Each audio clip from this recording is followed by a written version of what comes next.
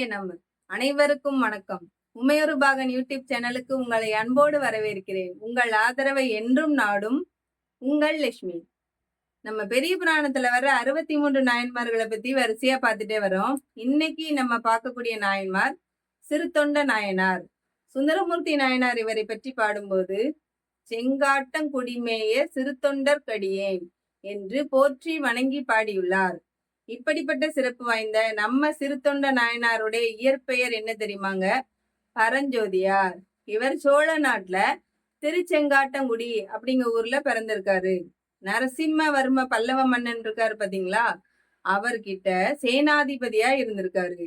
பெரிய வீரரா இருந்திருக்காரு. யானை ஏற்றம், குதிரை ஏற்றம், இன்னும் எத்தனை எத்தனை கலைகள் உண்டோ எல்லாத்துலயும் சிறந்து விளங்கி இருக்காரு. அதாவது மருத்துவ நூல்கள், அதுக்கடுத்து வடமொழி நூல், இப்படி எல்லா நூல்களையும் கற்று தேர்ந்து பெரிய புலமை வாய்ந்தவரா இருந்திருக்காரு. எவ்வளவு சிறப்பா அவர் இருந்தாலும் கூட அவர்கிட்ட இருந்த பெரிய தனிச்சிறப்பு என்ன தெரியுமாங்க? பெரிய சிவனடியாரா இருந்திருக்காரு. எப்போதும் சிவநாமத்தை உச்சரிச்சிட்டு இருந்திருக்காரு.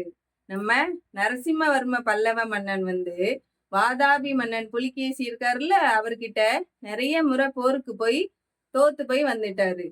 ஒரு டைம் என்ன ஆச்சுன்னா, நம்ம பரஞ்சோதியார் இருக்காருல்ல, அதாவது நம்ம சிறுத்தொண்ட நாயனார், அவருடைய தலைமையில, அவர் சேனாதிபதி தானே, அவருடைய தலைமையில படை பொறுப்பேற்று அந்த வாதாபி மன்னன் கிட்ட போரிட போய் அங்க போய் ஜெயிச்சிட்டு வந்துட்டாரு. யாரு? நம்ம பரஞ்சோதியார். நம்ம சிறுத்தொண்ட நாயனார் இருக்காரு பாத்தீங்களா, அவர் ஜெயிச்சுட்டு அங்க இருந்து வரும்போது பொண்ணு மணி இன்னும் உயர்ந்த விலை உயர்ந்த பொருட்கள் எல்லாத்தையுமே அங்க இருந்து எடுத்துட்டு வந்துட்டாரு.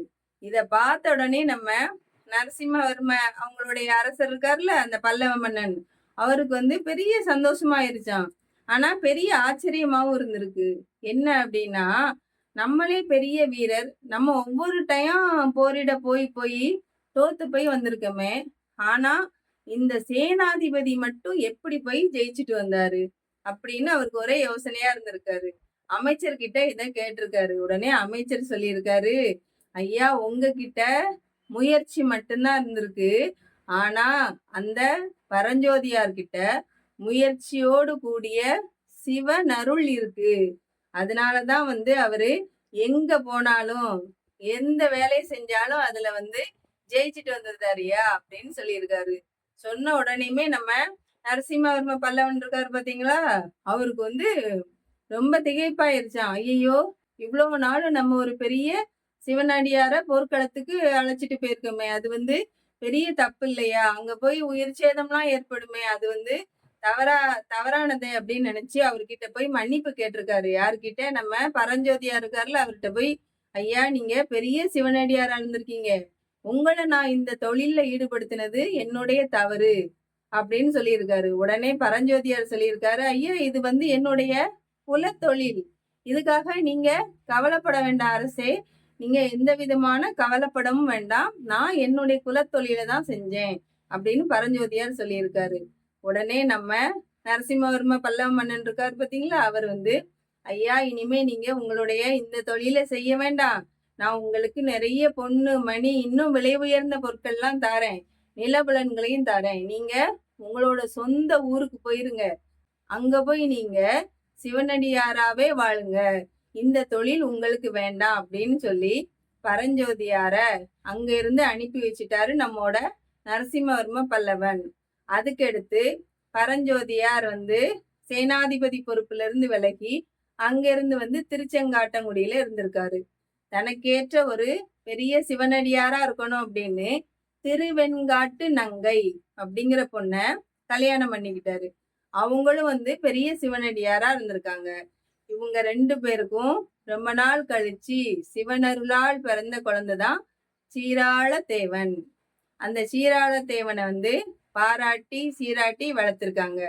இவருக்கு பரஞ்சோதியார்னு சேனாதிபதியா இருக்கும்போது பேர் இருந்தது இல்லையா, இங்க வந்த பிறகு அவருடைய பெயர் என்னவாயிற்று தெரியுமா? சிறுத்தொண்டர். ஏன் அப்படின்னா, அவர் அடியார்களை, சிவனடியார்களை பார்த்த உடனேயுமே மனசு உருகி மனசு இறங்கி உடனே தன்னுடைய உடம்ப ரொம்ப குறுக்கி அவங்களுக்கு பணிவான வணக்கங்களை சொல்லி அவங்களுக்கு என்னென்ன தேவையோ அத்தனையும் செஞ்சு அவங்களுக்கு சாப்பாடு எல்லாம் கொடுப்பாராம். அப்படி அவரு பணிவா இருந்ததுனாலதான் அவருடைய பெயர் சிறுத்தொண்டர் அப்படின்னு ஆயிருக்கு. இந்த சிறுத்தொண்ட நாயனார் தினமும் அடியாறுகளை அழைச்சி சாப்பாடு போடுற தொண்டை தான் செஞ்சிட்டு இருந்திருக்காரு. இப்படியே இவங்களுடைய வாழ்க்கை நல்லபடியா போய்கிட்டு இருந்திருக்கு. விடுவாரா நம்மோட சிவனார்? வந்துட்டார்ல. ஏன்னா அவர் வந்து சோதனையை செஞ்சா தானே அந்த சிவனடியாருடைய பெருமை வந்து உலகுக்கெல்லாம் தெரியும். அதனால இறங்கி வந்துட்டாருங்க. வந்தவரு அவர் வந்த நாள்ல என்ன ஆச்சு தெரியுமா? இவரு நம்ம சிறுத்தொண்ட நாயனார் எல்லா பக்கமும் தேடி அலைஞ்சிருக்காரு. எப்போதுமே சிவனடியார் வந்து அவருடைய வீடு தேடி வந்து சாப்பிட்டுட்டு போவாங்களாம். ஆனா அன்னைக்கு பார்க்க ஒரு சிவனடியார் கூட இல்லவே இல்லை, யாரையுமே காணுமா. ஏன்? அவருக்கு சோதனை நடக்கு இல்லையா? அதனால சிவனடியாரே காணுமா. அவரும் எல்லா பக்கமும் ஊரெல்லாம் சுத்தி அலைஞ்சு தேடி இருக்காரு. ஒருத்தரை கூட பார்க்கவே முடியலையாம். என்னடா பண்ணுவோன்னு சொல்லி ஊர் எல்லையில போய் நின்றுருக்காரு. அங்க போய் யாராவது சிவனடியார் வர்றாங்களா அப்படின்னு பார்த்துட்டு இருந்திருக்காரு. இந்த நேரத்துல தான் நம்ம சிவனார் வந்து வைரவ சந்நியாச கோலத்துல இறங்கி வந்திருக்காரு. வடநாட்டு துறவிகள் இருக்காங்க பாத்தீங்களா? அந்த வடநாட்டு சந்நியாச கோலம் தான் வைரவ சந்நியாச கோலம். அப்படி ஒரு கோலத்துல இறங்கி வந்திருக்காங்க. அவங்கெல்லாம் வந்து மாமிசம் சாப்பிடுவாங்களாம். அப்படி இறங்கி அவர் வந்து நேர சிறுத்தொண்ட நாயனாருடைய வீட்டுக்கு போயிருக்காரு. அங்க வீட்டுல வந்து வாசல்ல வீட்டு வேலைக்காரம்மா நின்றுட்டு இருக்காங்க. அவங்க பேரு சந்தன நங்கை. அந்த அம்மா இந்த சிவனடியாரை பார்த்த உடனே வேகமா வந்து வணங்கி, ஐயா வீட்டுக்குள்ள வாங்க, நீங்க வந்து வந்தது எங்களுக்கெல்லாம் ரொம்ப சந்தோஷம் அப்படின்னு வீட்டுக்குள்ள அழைச்சிருக்காங்க. ஆனா நம்ம வைரவ சந்நியாச கோலத்துல இருந்த அந்த சிவனடியார், நம்ம சிவனார் இருக்காரு பாத்தீங்களா? அவர் வந்து, இல்லம்மா, நான் வந்து ஆண்கள் இல்லாத இடத்துக்கு, பெண்கள் மட்டும் இருக்கிற இடத்துக்கு நான் வந்து வரவே மாட்டேன், உள்ள வரமாட்டேன் அப்படின்ட்டாராம். யாரு? நம்மோட சிவனார். உமையொரு பாகனா இருக்காரு பாத்தீங்களா? அவர் வந்து என்ன சொல்லியிருக்காரு? பெண்கள் மட்டும் தனிச்சிருக்கும் போது நான் வரமாட்டேன் அப்படின்னு இருக்காரு. இந்த சத்தம் வீட்டுக்குள்ள இருந்த திருவெண்காட்டு நங்கை, நம்ம சிறுத்தொண்ட நாயனாருடைய மனைவி இருக்காங்க பாத்தீங்களா? அவங்களுக்கு காதுல விழுந்திருக்கு. உடனே அவங்க வேகமா ஓடி வந்திருக்காங்க. வந்து அவர் காலில் விழுந்து வணங்கி, ஐயா எங்க வீட்டுக்காரரு சிவனடியார் யாருமே இன்னைக்கு இல்லைன்னு அவங்கள தேடிதாயா போயிருக்காரு. நீங்க வந்ததை பார்த்தா ரொம்ப சந்தோஷம் அடைவார். நீங்க வீட்டுக்குள்ள வந்து உட்காருங்க அப்படின்னு. இல்லம்மா, நான் உள்ள வரமாட்டேன், நான் சொன்னதுதான். பக்கத்துல கணபதீஸ்வரம் கோயில் இருக்கு பாத்தீங்களா? அந்த கோயில்ல இருக்க ஆத்தி மர நிழல்ல நான் உட்கார்ந்துட்டு இருக்கேன். உங்க வீட்டுக்கார் வந்தா என்னை அங்க வந்து பார்க்க சொல்லுங்கன்னு சொல்லி நம்ம சிவனடியார் சொல்லிட்டு அங்க இருந்து ஆத்தி மர நிழலை பார்க்க கிளம்பிட்டாரு. இந்த அம்மா கணவர் எப்படா வருவாருன்னு வாசல்லே நின்றுட்டு இருக்காங்க. சிறுத்தொண்டர் எங்க? ஊர் எல்லையில இருந்தும் தேடி இருக்காரு.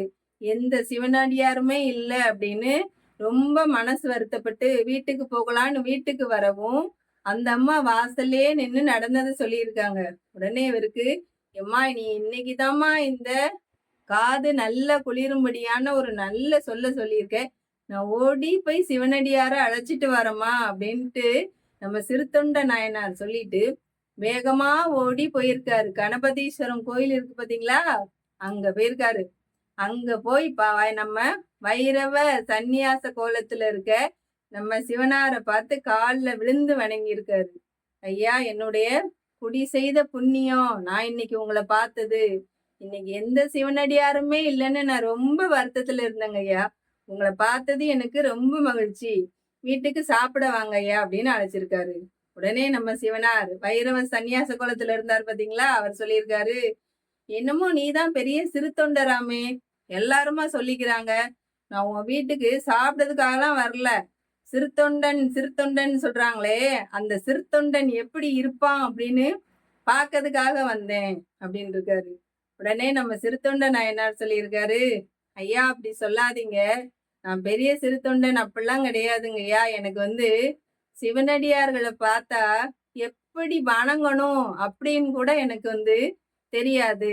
இருந்தாலும் அந்த சிவனடியார்கள்லாம் ரொம்ப இரக்க மனசு உள்ளவங்க. அவங்க எல்லாருமா சேர்ந்து எனக்கு சிறுத்தொண்டர் அப்படின்னு பெயர் வச்சிருக்காங்க ஐயா.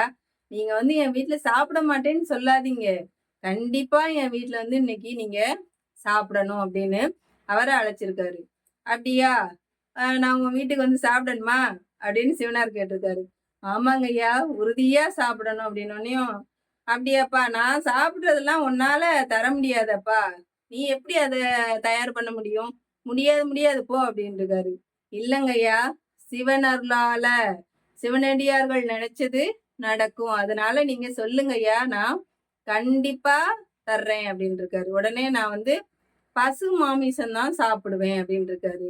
ஒன்றும் பிரச்சனை இல்லைங்கய்யா, எங்க வீட்டுல வந்து 3 வகையான பசுக்கள் இருக்கு, நீங்க எப்படி சொல்றீங்களோ அப்படியே தயார் பண்றேன், வந்து வீட்டுல சாப்பிடுங்க அப்படின்னு நம்ம சிறு தொண்டர் வந்து சொல்லியிருக்காரு. உடனே சிவனடியார், நம்ம சிவனார் இருக்காருல்ல, அவர் என்ன தெரியுமா சொல்லியிருக்காரு?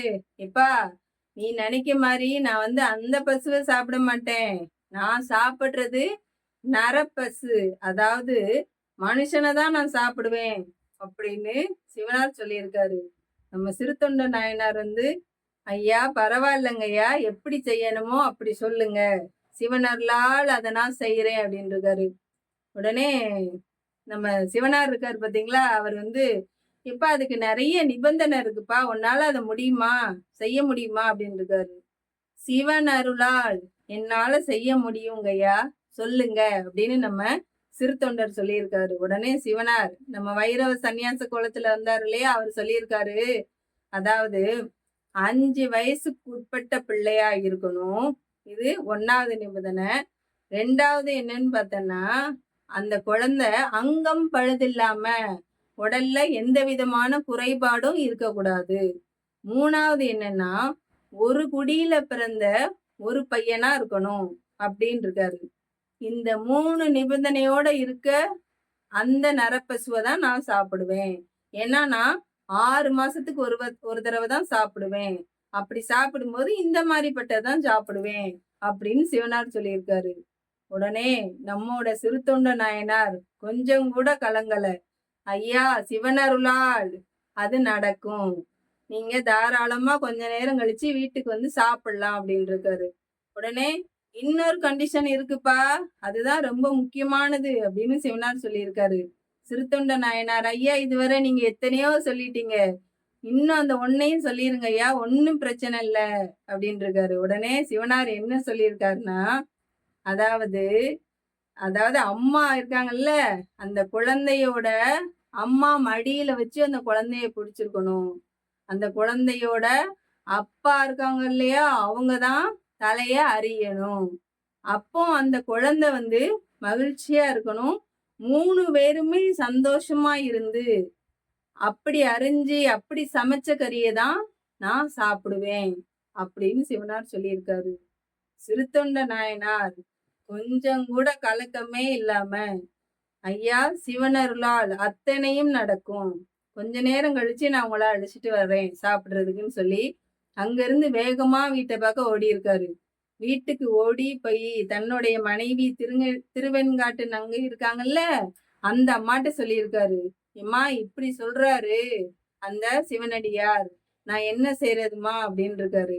உடனே அந்த அம்மா, அப்படி ஒரு குழந்தைக்கு நம்ம எங்கெங்க போவோம் அப்படின்னோடனையும், ஏன் நம்ம மாதவத்தால் பெற்ற குழந்தை சீராள தேவன் இருக்காமலாமா, அவனை வச்சுட்டு நம்ம அடுத்த பிள்ளைய எதுக்கு தேடணும் அப்படின்ட்டு சிறுத்தொண்ட நாயனார் சொல்லியிருக்காரு. உடனே அந்த அம்மா வந்து, அவருடைய மனைவி வந்து ஒரு நொடி கூட யோசிக்கல. ஏன்னா சிவனடியாருக்கு உணவு கொடுக்கல, அந்த அவருடைய தொண்டு நடைபெறல அப்படின்னா சிறுத்தொண்ட நாயனார் வந்து இறந்துருவாரு, அதுக்கு மேல உயிரோடையே வாழ மாட்டாரு அப்படின்னு நினைச்சு அவர் சொன்னதை கேட்போம், சிவனடியார்களுக்கு உணவு கொடுக்கிறது மட்டும்தான் முறையான தொண்டு அப்படின்னு நினைச்சு அந்த அம்மா உடனே அந்த கருத்துக்கு சம்மதம் தெரிவிச்சாங்களாம். அதுக்கப்புறமா நம்மோட சிறுத்தொண்ட நாயனார் பிள்ளை வந்து பள்ளிக்கூடம் போயிருக்கு. சீராள தேவன் இருக்கான் இல்லையா, அவன் வந்து பள்ளிக்கூடத்துக்கு போயிருக்கான். அவனை அழைச்சிட்டு வர்றதுக்கு பள்ளிக்கூடத்துல இருந்து போய் அழைச்சிட்டு வீட்டுக்கு வந்திருக்காரு. வீட்டுக்கு வந்த உடனே எப்போதுமே வந்து திருவெண்காட்டு நங்கை அந்த குழந்தையோட அம்மா வந்து அந்த குழந்தைய பிடிச்சி முத்தம் கொடுக்கறது வழக்கமா, இது நம்ம நடைமுறையில இருக்கிறது தானே. ஆனா அன்னைக்கு அந்த குழந்தைய வந்து அந்த அம்மா அப்படி கொஞ்சல. ஏன் அப்படின்னா, சிவனடியாருக்கு உணவாக போகுது இல்லையா, நம்ம எச்சில் பண்ணக்கூடாது அப்படின்னு நினைச்சு அந்த குழந்தைய திருவெண்காட்டு நங்கை கொஞ்சம் கூட இல்லையாம். அந்த குழந்தைய வந்து திருமஞ்சன நீரால நீராட்டி புத்தாடையெல்லாம் உடுத்தி தன்னோட மடியில படுக்க வச்சிருக்காங்க திருவெண்காட்டு நங்கை. பக்கத்துல வந்து பாத்திரத்தெல்லாம் கழுவி சுத்தமா வச்சிருக்காங்களாம். ஏன்னா கறி சமைக்கிறதுக்காக. அந்த குழந்தைய மடியில வச்சுட்டு சீராள தேவனை திருவெண்காட்டு நங்கை மடியில வச்சு அந்த குழந்தையோட 2 கையவும் இறுக பற்றிக்கிட்டாங்களாம். அந்த அம்மா குழந்தை கைய அசைக்க கூடாது இல்லையா, அதனால நம்ம சிறுத்தொண்ட நாயனார் என்ன பண்ணாருன்னா வாளை எடுத்து அந்த குழந்தைய அறியும் போது அந்த குழந்தை மகிழ்ச்சியோடு இருக்கணும்னு சிவனார் சொன்னார் இல்லையா. அந்த குழந்தை சீராள தேவன் என்ன நினைச்சான் தெரியுமாங்க? அப்போ அவன் நினைச்சிருக்கான், இந்த உடம்பு வந்து மாயை, இந்த உடம்ப நாயும் நரியும் தான் நாளைக்கு தின்னுட்டு போகுது. ஆனா இன்னைக்கு ஒரு சிவனடியாருக்கு இந்த உணவு பிரசாதம் ஆக போதே, அதை நினைச்சு எனக்கு ரொம்ப சந்தோஷம் அப்படின்னு அந்த சீராள தேவன் அந்த குட்டி பையன் இருக்கான் பாத்தீங்களா, அவன் மனசுக்குள்ள வந்து அவ்வளவு சந்தோஷப்பட்டு மன மகிழ்ச்சியா இருக்கும்போது அவங்க அம்மா கைய பிடிச்சிருக்கும் போது நம்ம சிறுத்தொண்ட நாயனார் இருக்கார் இல்லையா, அவர் என்ன பண்ணாரு, பையன் வந்து சந்தோஷப்படுறானே அப்படின்னு நினைச்சு அந்த நேரத்துல வாளை எடுத்து தலைய வந்து அப்படியே அரிஞ்சிட்டாரு. அரிஞ்சதுக்கு அப்புறமா அந்த தலைய திருவெண்காட்டு நங்கையோடைய வீட்டு வேலைக்காரம்மா இருக்காங்க பாத்தீங்களா, சந்தன நங்கை, அவங்கள அழைச்சி, அம்மா இந்த தலையை கொண்டு பின்னாடி புதைச்சிருமா, தலைக்கறியே செய்ய வேண்டாம் அப்படின்னு சிறுத்தொண்ட நாயனார் சொல்லிட்டு மிச்ச உடம்பெல்லாம் சரி பண்ணி சமையல் பண்ணி எல்லாமே ரெடி பண்ணிட்டாங்க திருவெண்காட்டு நங்கையும் சந்தன நங்கையும். இந்த சாப்பாடு தயாரான உடனேயும் நம்ம சிறுத்தொண்ட நாயனார் கொஞ்சம் கூட அடுத்து எந்த சிந்தனையுமே படல. நேர கணபதீஸ்வரன் கோயிலுக்கு போய் அந்த வைரவ சன்னியாசிய வீட்டுக்கு அழைச்சிட்டு வந்திருக்காரு. வந்தவரு அவரை உட்கார வச்சு சாப்பாடு இலையில வச்சிருக்காங்க. இலையில வச்சோன்னே நம்ம சிவனார் கேட்டிருக்காரு, என்னம்மா எல்லாத்தையும் சரியா தயார் பண்ணீங்களா, நான் சொன்னதெல்லாம் அத்தனையும் நடந்துதா அப்படின்னு திருவெண்காட்டு நங்கையை பார்த்து கேட்டிருக்காரு. உடனே அந்த அம்மா, ஐயா நீங்க என்ன சொன்னீங்களோ உங்களுடைய மனக்கருத்துப்படி தாங்க எல்லாமே நடந்திருக்கு. ஆனா அந்த தலையை மட்டும் நாங்க பின்னாடி புதைச்சிட்டோங்க ஐயா அப்படின்னு சொல்லவும் இவருக்கு கோவம் வந்துருச்சான். தலையை எதுக்காக புதைச்சிங்க? தலைக்கறி நான் சாப்பிடுவேன், எனக்கு இப்பவுமே தலைக்கறி வேணும் அப்படின்னு நம்ம சிவனார் வந்து சொல்லியிருக்காருங்க. உடனே சந்தன நங்கை அந்த வேலைக்காரம்மா இருக்காங்களா, அவங்க சொன்னாங்களாம், ஐயா நான் வந்து அந்த தலையை வந்து புதைக்கல, இவர் வந்து இவ்வளவு கண்டிஷன் போட்டவரு இன்னமும் போடதான் செய்வாருன்னு அந்த தலைக்கறியும் தயார் பண்ணி வச்சிருக்கேன்னு அந்த அம்மா வேலைக்காரம்மா சந்தன நங்கை இருக்காங்க பாத்தீங்களா, அவங்க போய் அந்த தலைக்கறியும் எடுத்துட்டு வந்து நம்ம சிவனார்கிட்ட வைரவ சன்னியாச கோலத்துல வந்தாரு பாத்தீங்களா, அவர் பக்கத்துல வச்சிருக்காங்க. உடனே சாப்பிட இலையில உட்கார்ந்துட்டாரு சிவனார். உட்கார்ந்தவரு, நான் எப்பவும் சாப்பிட்டாலும் என் பக்கத்துல ஒரு சிவனடியார வச்சுட்டு தான் சாப்பிடுவேன், நான் தனியா சாப்பிட்டு எனக்கு எந்த பழக்கமும் கிடையாது, பக்கத்துல இன்னொருத்தர் எனக்கு சிவனடியார் இருந்து சாப்பிடணும், போய் ஒரு சிவனடியார அழைச்சிட்டு வாங்க அப்படின்னு இருக்காரு. சிறுத்தொண்ட நாயனாருக்கு தூக்கி வாரி போட்டுருச்சு. ஏன்னா சிவனடியார் யாருமே இல்லாத காரணத்தினால தானே இவ்வளவு வேலையும் செஞ்சு வச்சிருக்காங்க. இனி ஒரு சிவனடியாருக்கு நான் எங்க போய் அலைவேன்னு வெளியே வந்து சுத்தி முத்தி தேடி பார்த்திருக்காரு. ஒரு சிவனடியாரையும் காணும். வீட்டுக்குள்ள வேகமா ஓடி போய் சிவனார்கிட்ட சொல்லியிருக்காரு, ஐயா வெளியே எந்த சிவனடியாருமே இன்னைக்கு பார்க்க என் கண்ணுல தட்டுப்பட மாட்டுக்காங்க, அதனால என்னையும் வந்து சிவனடியார் தான் சொல்லுவாங்க, நான் வந்து சிவனடியார்களை பார்த்து பார்த்து திருநீர் எப்படி பூசணும்னு கத்துக்கிட்டேன், அப்படி நான் திருநீர் பூசினதுனால அந்த சிவனடியார் எல்லாருமே என்னையும் சிவனடியார்னு அவங்க கூட்டத்துல சேர்த்துப்பாங்க ஐயா, நானும் உட்கார்ந்து சாப்பிடலாமா அப்படின்னு ரொம்ப பணிவா கேட்டிருக்காரு. உடனே வைரவ சன்னியாச கோலத்துல வந்தாரு பாத்தீங்களா நம்ம சிவனார், அவர் சொல்லியிருக்காரு, அப்படியா சரி சரி நீ உட்காரு, நீ என் கூட உட்காந்து சாப்பிடு அப்படின்னு இருக்காரு. உடனே அவருக்கு ஒரு இலைய போட்டு அவருக்கும் சாப்பாடு வச்சுட்டாங்களாம். உடனே அவர் வந்து நம்ம சாப்பிட்டுருவோம் அப்பந்தான் சிவனடியார் சாப்பிடுவாருன்னு சாப்பாடு எடுத்து வாயில வைக்க போயிருக்காரு நம்ம சிறுத்தொண்ட நாயனார். உடனே சிவனார் நம்ம வைரவ சன்னியாசி இருக்காருல்ல, அவர் சொல்லியிருக்காரு, ஆமா, உனக்கு ஒரு பையன் இருக்கான்ல, அந்த பையனை எங்கப்பா? அவனை இப்ப கூப்பிடுங்க. அவனையும் கூட வச்சுட்டு தான் நான் சாப்பிடுவேன் அப்படின்னு இருக்காரு. உடனே சிறுத்தொண்ட நாயனார், அவங்க மனைவி, சந்தன நங்கை எல்லாருமே வந்து திகைச்சு போயிட்டாங்களாம். பையனை எப்படிங்க கூப்பிட முடியும்? பையன் எப்படி வருவான்? ஐயா, அவன் இப்போது இங்கு உதவான் அப்படின்னு கணவனும் மனைவியும் அந்த சிவனடியார்கிட்ட சொல்லியிருக்காங்க. உடனே அவர் சொல்லியிருக்காரு, ஏன் அவன் இங்க உதவ மாட்டான்? என்ன காரணம்? அதெல்லாம் உதவுவானே. அவன் எப்போதும் எங்கும் உதவுவான். அவனை அழைங்க, அவன் வரட்டும் அப்படின்னு நம்ம சிவனார் சொல்லியிருக்காரு. உடனே சிறுத்தொண்ட நாயனாரும் அவங்களுடைய மனைவியும் மனசு நொந்து இவர் சொல்றத மறுக்கவும் முடியாது, அவர்கிட்ட உண்மையை ஃபுல்லா உடைச்சு சொல்லவும் முடியாது. என்ன பண்ண? அவர் பேச்சு கேட்கணும் இல்லையா? அதனால வீட்டுக்குள்ள தானே உட்கார்ந்துருக்காங்க சாப்பிட. வீட்டை விட்டு வெளியே வந்திருக்காங்க. வாசலுக்கு வந்து அவங்க 2 பேரும் அழைச்சிருக்காங்க. எந்தாய் வருக, இடர் தீர்க்க இங்கு வருக, எமதுகுல மைந்தா வருக, மாணிக்க மணியே வருக, மா தவத்தால் வந்தாய் வருக, சீராள தேவா வருக வருகவே, சீராள தேவா வருக வருகவே அப்படின்னு அவங்க 2 பேரும் அழைச்சிருக்காங்க. அழைச்ச உடனேயும் அந்த சீராள தேவன் அந்த பையன் பள்ளிக்கூடத்துல இருந்து ஓடி வந்த மாதிரி வேகமா அவனுடைய கால் கொலுசுலாம் ஜல் ஜல் ஜல் ஜல்னு சத்தம் போட்டிருக்கு. அப்படி சத்தம் போட்டுட்டு அவங்க அம்மாவை பார்க்க குட்டு குடுன்னு வேகமா ஓடியாந்து அவங்க அம்மா கிட்ட போய் தொத்திக்கிட்டானாம். அவங்க அம்மா அப்பாவுக்கு எப்படி இருக்கும்?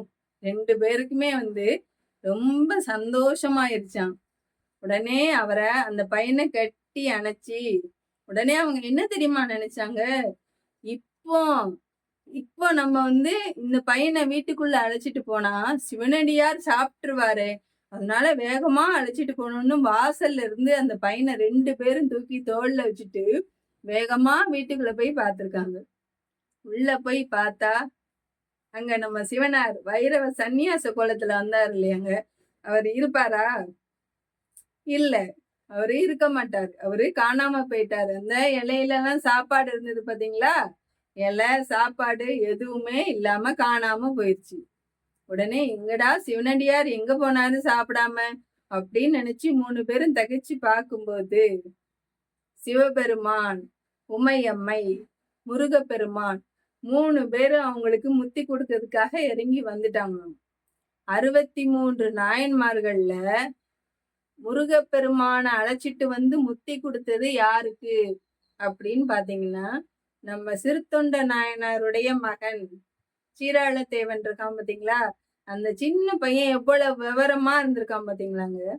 அந்த சின்ன பையன் அவனுடைய அறிவை விட சிறந்து எவ்வளவு ஞானத்துல இருந்திருக்கான். அதனாலதானே அவன் அப்படி அந்த நேரம் மகிழ்ச்சியா இருந்திருக்கான். அதனால முருகப்பெருமானே அழைச்சிட்டு வந்து நம்ம சிறுத்தொண்ட நாயனார், திருவெண்காட்டு நங்கை, சீராளத்தேவன் 3 பேருக்கும் முத்தி கொடுத்துருக்காங்க. அது மட்டும் இல்லாம இந்த வீட்டு வேலைக்காரம்மா சந்தன நங்கை இருக்காங்க பாத்தீங்களா, அவங்களுக்கும் முத்தி கொடுத்து தன்னோடையே அழைச்சிட்டு போயிருக்காரு நம்மோட சிவபெருமான். இந்த சிறுத்தொண்ட நாயனாருடைய வரலாறை பார்க்கும்போது நம்ம நினைப்போம், என்னடா சிவபெருமான் அன்பே உருவானவர் இல்லையா? அன்பே சிவம் தானே நம்ம சொல்றோம். அப்படியாப்பட்டவரு என்ன இப்படி பிள்ளைக்கறிய வந்து கேட்டாரு அப்படின்னு யாரும் நினைக்க கூடாது. ஏன் தெரியுமா? அதாவது எந்த ஒரு மனுஷனும் வந்து 3 பற்றுல இருந்து மாறாம அதுக்கு அடிமையா இருப்பாங்களாம். அந்த 3 பற்று என்ன தெரியுமா? ஒண்ணு வந்து செல்வம் மீதுள்ள பற்று, 2வது மனைவி மீதுள்ள பற்று, 3வது பற்று புதல்வர்கள் தாம் பெத்த குழந்தைங்க இருக்காங்களா அவங்க மேல உள்ள பற்று. இந்த 3 பற்றையும் எந்த மனுஷனும் விட மாட்டாங்க. ஆனா இதுல வந்து முதல் பற்று செல்வம் மீதுள்ள பற்று, மனைவி மீதுள்ள பற்று இருக்கு பாத்தீங்களா? இந்த 2 பற்றையும் நீக்கிடலாமா? எப்படி தெரியுமா? நல்ல கல்வி கேள்விகளால இந்த 2 பற்றும் ஒரு மனுஷனை விட்டு நீங்கிருமா. ஆனா அந்த 3வதா சொன்ன பாத்தீங்களா, புத்திரர்கள் தன்னுடைய புதல்வர்கள் தான் பெற்ற குழந்தைங்க மேல இருக்க பற்று இருக்கு பாத்தீங்களா, அது வந்து என்னைக்கும் ஒருத்தரை விட்டு நீங்கவே நீங்காதாம். அப்போ நம்ம சிவபெருமான் என்ன நினைச்சாரு, என்னுடைய என்னுடைய ஒரு தொண்டர் எப்படி இருக்கான்னு எல்லாரும் தெரிஞ்சுக்கோங்க. 3 பற்ற விட முடியாது. அதுல ஒரு பற்ற எந்த மனுஷனாலையும் விடவே முடியாது. அப்படிப்பட்ட அந்த குழந்தைகள் மீது, தான் பெற்ற செல்வத்தின் மீது இருக்க பற்ற கூட என்னுடைய தொண்டன் எப்படி விட்டுட்டு நிக்காம பாருங்க அப்படின்னு நமக்கு சொல்றதுக்காக, நமக்கு எடுத்து காட்டுறதுக்காக தாங்க திருத்தொண்ட நாயனார் இவ்வளவு சோதனைக்கு ஆள்படுத்தி இருக்காரு.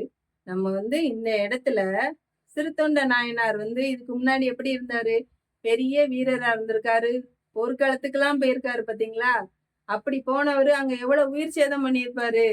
அப்போ அந்த மாதிரி உயிர் சேதம் பண்ணவரு அதுக்கு பரிகாரமா தன்னுடைய வாளாலேயே தன்னுடைய குழந்தையவே அறியணும் அப்படின்னு திருவருள் சொல்லியிருக்கு. அப்படியும் நம்ம எடுத்துக்கலாம். சிவபெருமான் அவருடைய புகழை, அவருடைய தனி சிறப்பை இந்த உலகத்துக்கு எடுத்துக்காட்டவும் இப்படி ஒரு சோதனைக்குள்ளாக்குனார் அப்படின்னு நம்ம எடுத்துக்கலாம். இந்த சிறுத்தொண்ட நாயனாருடைய வரலாற்றிலிருந்து நம்ம என்ன தெரிஞ்சுக்கணும் அப்படின்னா, சிறுத்தொண்ட நாயனார் எவ்வளவு பெரிய சிவனடியாரா இருந்திருக்காரு, எவ்வளவு பெரிய வீரரா இருந்திருக்காரு. ஆனாலும் அவர்கிட்ட எவ்வளவு பணிவு இருந்திருக்கு பாத்தீங்களாங்க. ஒவ்வொரு மனுஷனுக்கும் கண்டிப்பா தேவையான விஷயம் என்ன அப்படின்னா பணிவு. பணிவுனா தனக்கு இவங்களால ஒரு காரியம் ஆக வேண்டியிருக்கு, அதனால அவங்க கிட்ட சரி சாமி சரி சாமி அப்படின்னு சொல்லி பணிவா நடக்கிறதுக்கு பேரு பணிவு கிடையாதுங்க. தன்னோட வயசுல மூத்தவங்க கிட்டையும், உயர்ந்த ஒரு கொள்கை உடையவங்க கிட்டையும் உண்மையான பணிவை காட்டணும் பாத்தீங்களாங்க. எந்தவித கைமாறும் கருதாமல் ஒருத்தர்கிட்ட நம்மளுடைய பணிவை காட்டுறோம் பாருங்க, அதுதான் தனிச்சிறப்பு வாய்ந்தது என்று கூறி இன்றைய நாயன்மாரான சிறுத்தொண்ட நாயனாரை வணங்கி இந்த உரையை முடித்துக் கொள்கிறேன். அடுத்த வீடியோல நம்ம பார்க்கக்கூடிய நாயன்மார் தினமும் சிவ பூஜை பண்ணுவாராம். அந்த சிவ பூஜையோட முடிவுல நடராஜ பெருமானுடைய சிலம்பொலி அவருக்கு காதுல கேக்குமா. அப்படி சிலம்பொலி கேட்டதுக்கு அப்புறம்தான் அவரு சிவ பூஜையவே நிறைவு செய்வாராம். அப்படிப்பட்ட நாயன்மார் யாரு தெரியுமாங்க? நம்மோட சேரமான் பெருமாள் நாயனார் தான். அவரை பற்றியும் அவருக்கு என்னெல்லாம் இறைவன் சோதனையை கொடுத்தாரு அப்படிங்கிறத பத்தியும் அடுத்த வீடியோவில் பார்க்கலாம். நன்றி, வணக்கம்.